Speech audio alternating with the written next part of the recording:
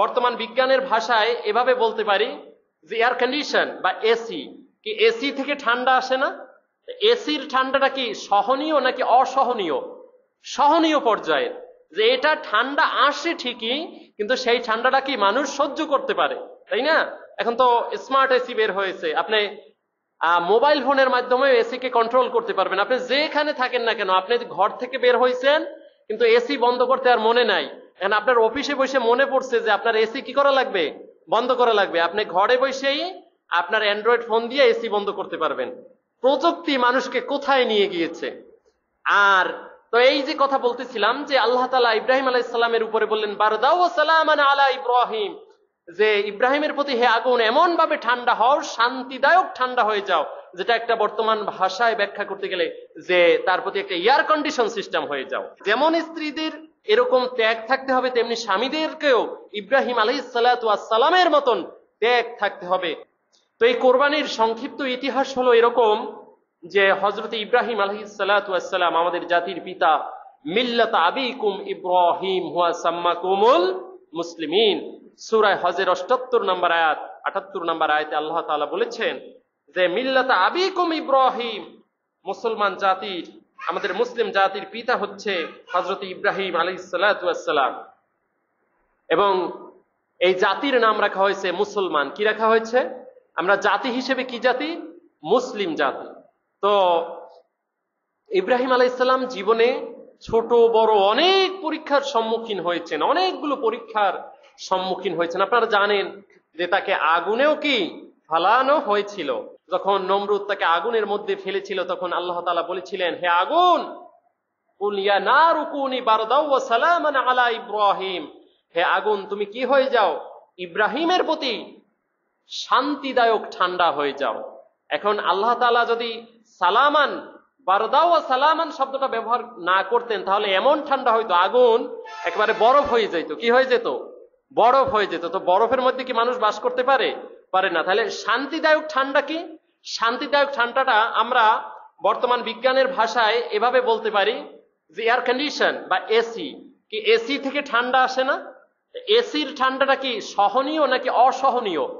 সহনীয় পর্যায়ের। যে এটা ঠান্ডা আসে ঠিকই, কিন্তু সেই ঠান্ডাটা কি মানুষ সহ্য করতে পারে, তাই না?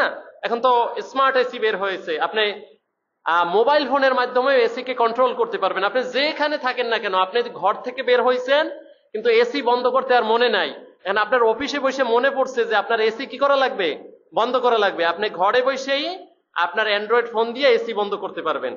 প্রযুক্তি মানুষকে কোথায় নিয়ে গিয়েছে!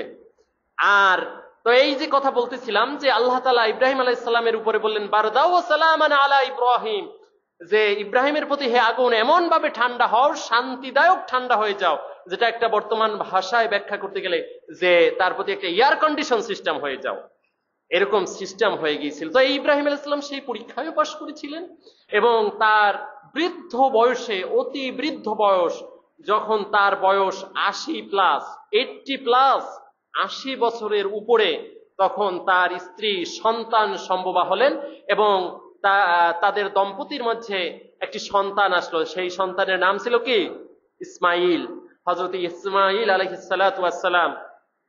তো এই বিবি হাজেরাকে রেখে আসার জন্য আল্লাহ তাআলা হযরত ইব্রাহিম আলাইহিস সালামকে নির্দেশনা দিয়েছিলেন যে তোমার সন্তান এবং স্ত্রীকে আরবের অমুক ভূখণ্ডে, অমুক স্থানে, অমুক জায়গায় রেখে আসো।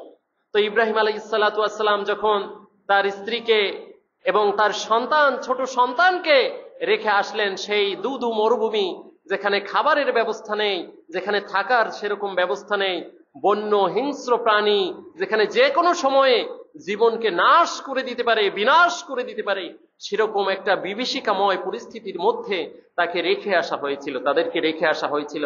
তখন বিবি হাজরা জিজ্ঞাসা করেছিলেন যে হে আল্লাহর নবী, হে আল্লাহর পয়গম্বর, আপনি আমাদেরকে এখানে রেখে যাচ্ছেন, আমাদের খাওয়ার বন্দোবস্ত বা আমাদের কি হবে, বা এটা কি, কোন কারণে আমাদেরকে রেখে যাচ্ছেন?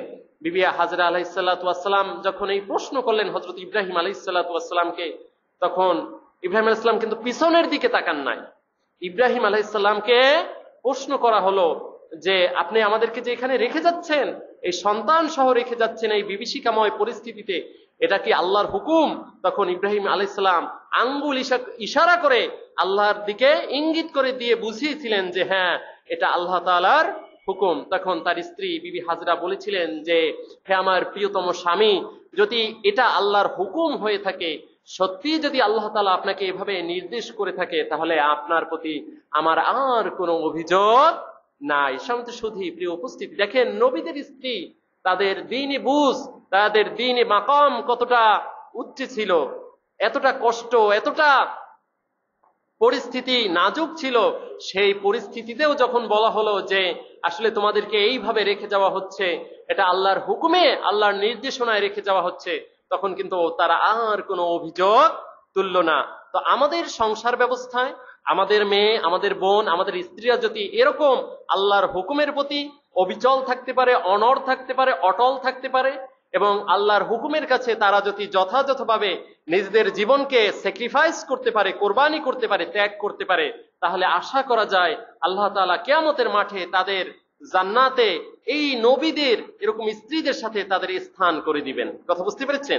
যেমন স্ত্রীদের এরকম ত্যাগ থাকতে হবে, তেমনি স্বামীদেরকেও ইব্রাহিম আলাইহিস সালাতু ওয়াস সালামের মতন ত্যাগ থাকতে হবে।